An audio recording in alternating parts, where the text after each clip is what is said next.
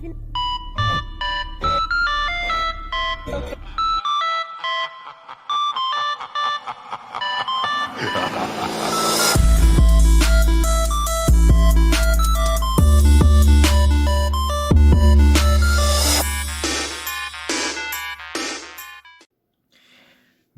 u dalšího videa. Dneska si společně otevřeme Black Diamond 2.21 až 2.22 Hockey Hobby Box.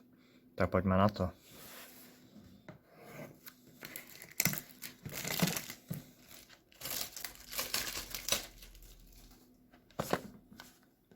Trošku jsem to přeříz. Je to docela ostrý. Na to.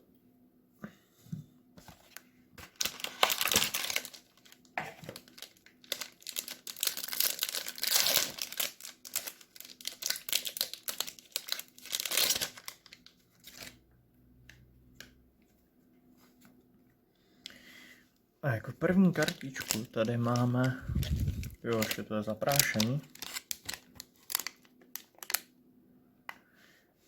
Máme tady tu Zach Werenski Black Diamond 101 ze 349.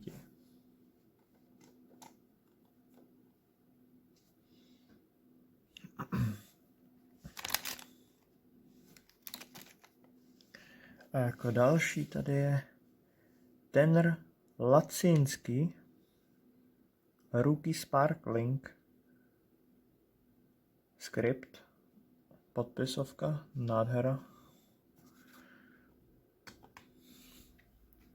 A jako další tady máme Sidney Crosby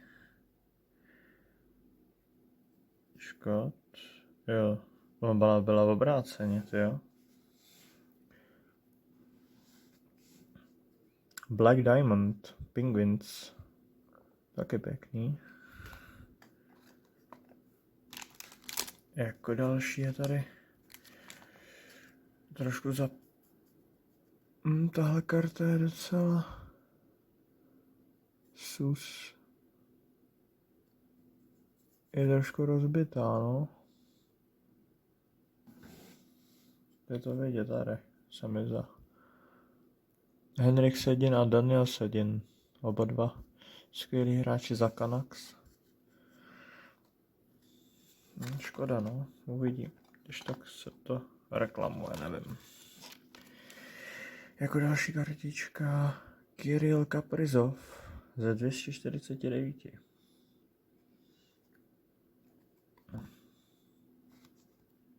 Není místo už.